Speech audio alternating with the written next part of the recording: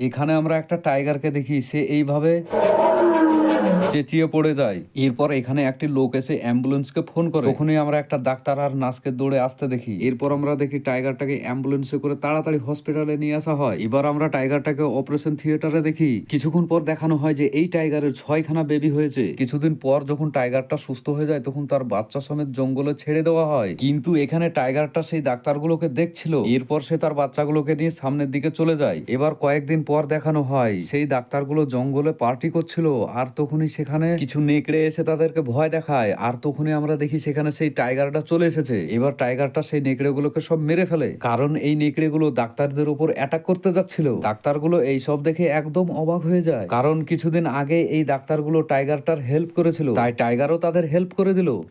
এখানে আমরা একটা টাইগারকে দেখি, সে এইভাবে চেঁচিয়ে পড়ে যায়। এরপর এখানে একটি লোক এসে অ্যাম্বুলেন্সকে ফোন করে। তখনই আমরা একটা ডাক্তার আর নার্সকে দৌড়ে আসতে দেখি। এরপর আমরা দেখি টাইগারটাকে অ্যাম্বুলেন্সে করে তাড়াতাড়ি হসপিটালে নিয়ে আসা হয়। এবার আমরা টাইগারটাকে অপারেশন থিয়েটারে দেখি। কিছুক্ষণ পর দেখানো হয় যে এই টাইগারের 6খানা বেবি হয়েছে। কিছুদিন পর যখন টাইগারটা সুস্থ হয়ে যায় তখন তার বাচ্চা সমেত জঙ্গলে ছেড়ে দেওয়া হয়। কিন্তু এখানে টাইগারটা সেই ডাক্তারগুলোকে দেখছিল। এরপর সে তার বাচ্চাগুলোকে নিয়ে সামনের দিকে চলে যায়। এবার কয়েকদিন পর দেখানো হয় সেই ডাক্তারগুলো জঙ্গলে পার্টি করছিল, আর তখনই সেখানে কিছু নেকড়ে এসে তাদেরকে ভয় দেখায়। আর তখনই আমরা দেখি সেখানে সেই টাইগারটা চলে এসেছে। এবার টাইগারটা সেই নেকড়েগুলোকে সব মেরে ফেলে, কারণ এই নেকড়েগুলো ডাক্তারদের উপর অ্যাটাক করতে যাচ্ছিল। ডাক্তারগুলো এই সব দেখে একদম অবাক হয়ে যায়, কারণ কিছুদিন আগে এই ডাক্তারগুলো টাইগারটার হেল্প করেছিল, তাই টাইগারও তাদের হেল্প করে দিল।